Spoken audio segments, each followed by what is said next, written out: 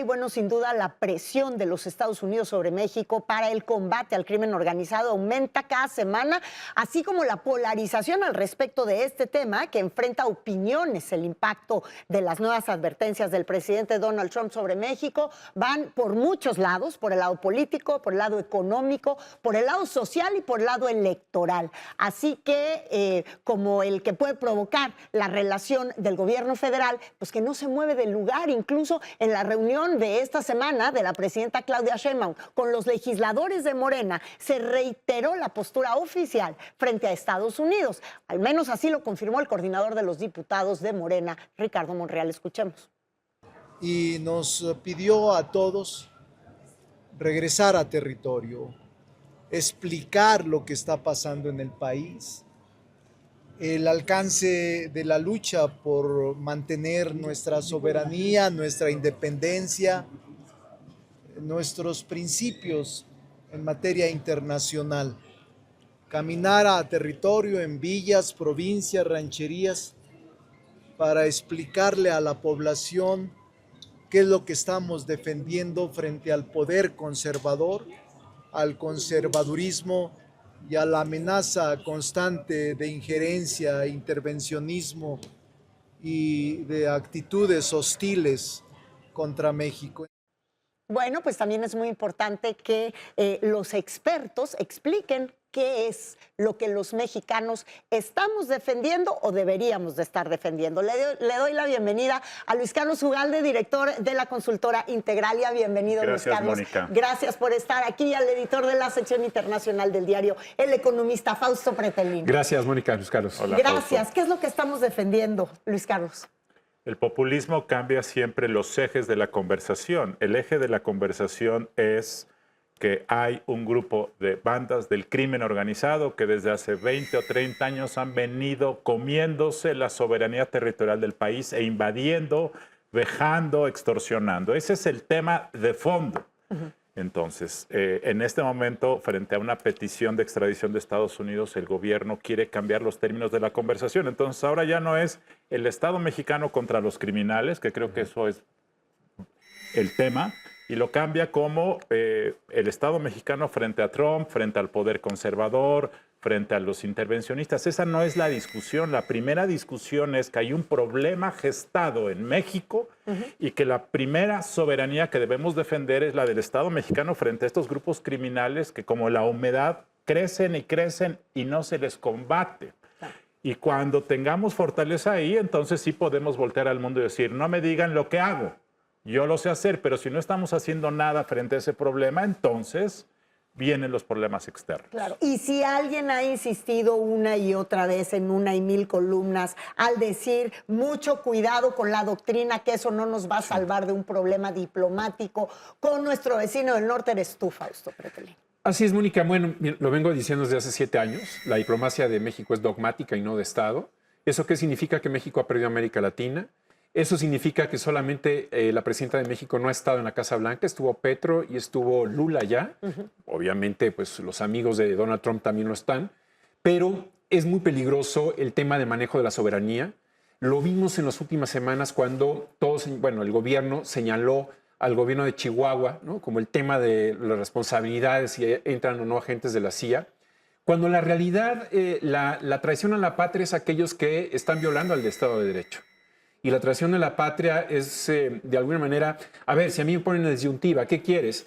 Que haya de alguna forma una depuración, ¿no? Y llevarlos a aquellos políticos que están vinculados con el narcotráfico a la justicia, o que de alguna manera esté la gente de la CIA y Donald Trump.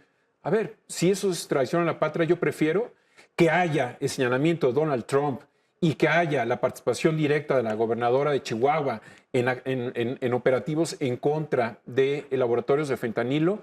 Bueno, si eso es traición a la patria, yo prefiero eso porque yo prefiero que haya un Estado de Derecho en este país. Pero llevamos 7 años en una deconstrucción de la democracia y llevamos de alguna manera este año y medio, 2 años, en que la presidenta, bueno, le ha seguido la pauta al presidente López Obrador y estamos viviendo ya prácticamente una autocracia electoral y eso es muy peligroso. Muy peligroso. La parte de política exterior, eso lo viene planeando López Obrador, Mientras menos esté interesada la gente mexicana por el exterior, es más fácil para ellos manipular. Ojo.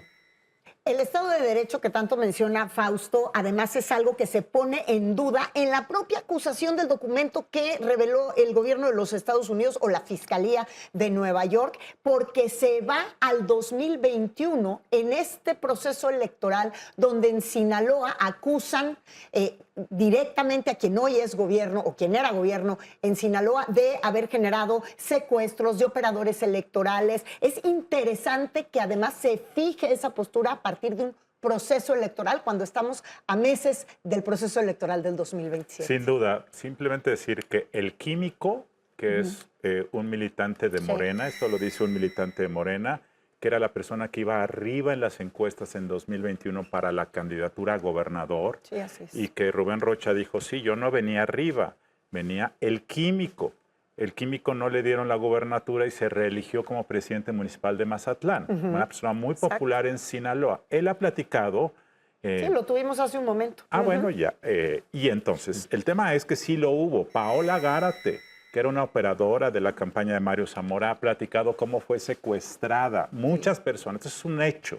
Entonces, el gran problema es que en este momento, como no nos estamos focalizando en el problema es el crimen organizado, el problema no es Trump. El problema no es la extradición o las pruebas. El problema es que tenemos el cáncer adentro. Así es. Y si no resolvemos eso, este cáncer se va a repetir el próximo año, Mónica. Y el problema es que, debo decir que un asunto que cuando Rubén Rocha pidió licencia, mi primera reacción fue qué buena noticia.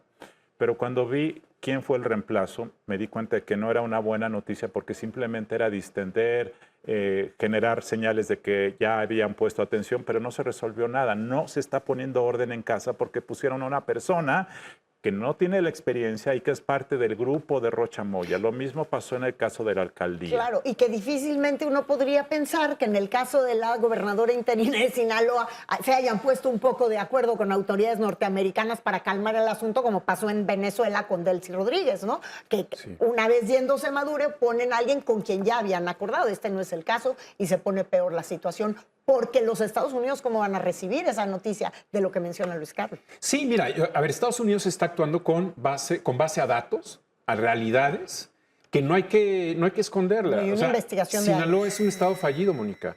O sea, en realidad no están las circunstancias, las condiciones para que de alguna forma digamos que existe la democracia en Sinaloa o en otros estados de la República Mexicana. Eso sería el punto neurálgico. Yo creo que Luis Carlos al inicio dijo algo muy importante. Llevamos décadas en donde el Estado ha ido perdiendo el control del territorio y en muchas ocasiones ha estado vinculado con los grupos delincuenciales, como los chapitos, por ejemplo, ¿no? Bueno, pues directamente los mencionan Eso es de alguna forma, vamos, brota como chapopote las pruebas.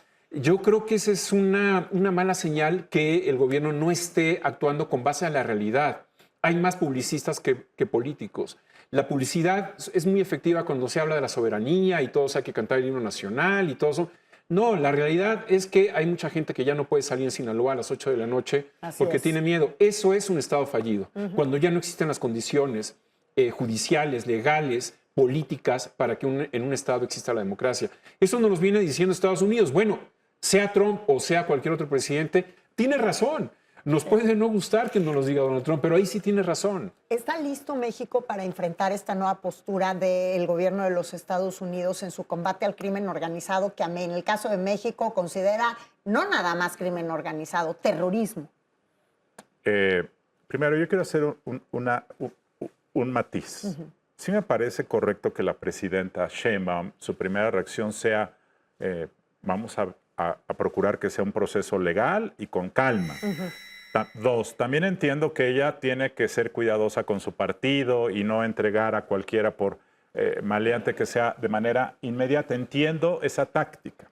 Ahora, yo no sé si esto es una táctica. Una táctica para después entregarlo, o sea, una táctica en donde se va a quedar atorada porque las fuerzas del movimiento la pueden empezar a envolver y entonces ella ya no va a poder escapar de eso, que ese es mi temor que ahora ocurra.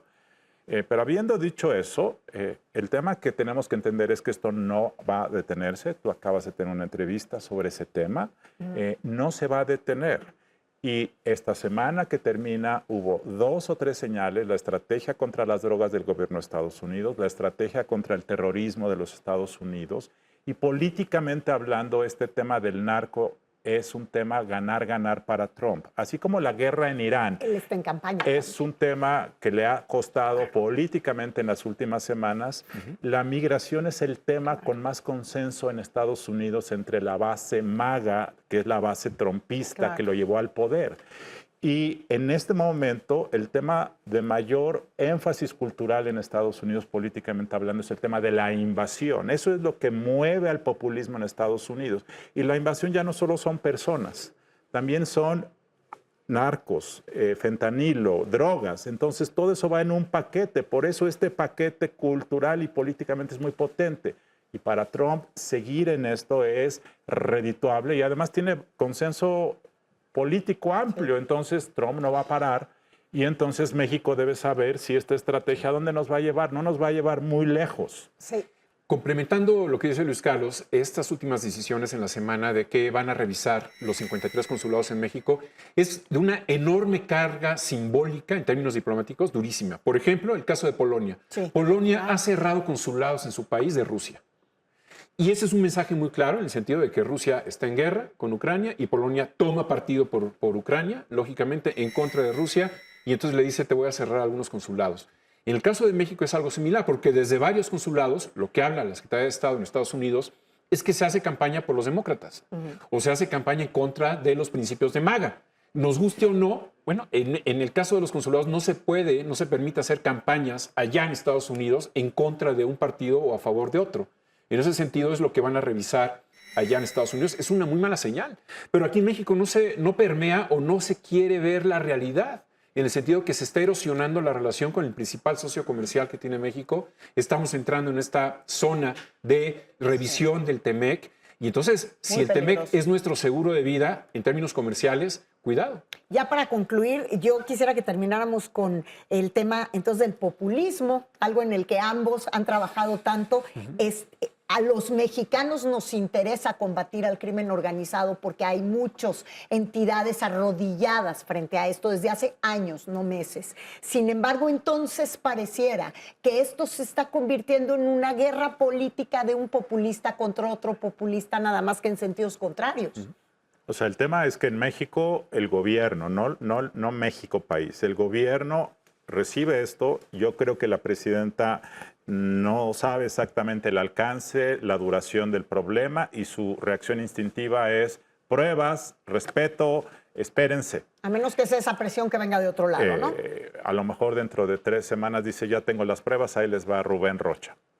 Pero el tema es que ella está cambiando los términos de la conversación y en lugar de declarar la guerra al crimen organizado y pedir unidad para enfrentar a ese que es el problema que somete al pueblo, ellos sí someten verdaderamente al pueblo, a los trabajadores, a los mercados, a la gente que trabaja en Sinaloa, está cambiando el foco de discusión para que sea Trump, el imperialismo. Ese es el problema.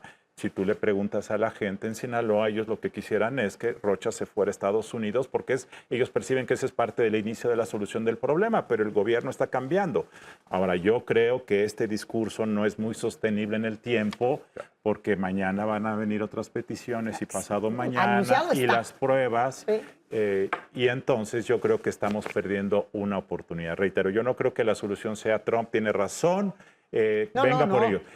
La reacción debe ser: vamos a sumar fuerzas para combatir al enemigo número 1, que es el crimen organizado. Concluimos contigo. Bueno, yo creo que el gran maestro de la 4T ha sido Fidel Castro, Nicolás Maduro, Ortega en Nicaragua. Es decir, toda la culpa es de Estados Unidos, ¿no? Nosotros somos muy respetuosos con toda la población cubana, pero son los malos los estadounidenses. No es cierto. Los que han fracasado y los que han llevado al pueblo cubano al desastre son los líderes. Es Castro, Fidel, Raúl, hoy Canel.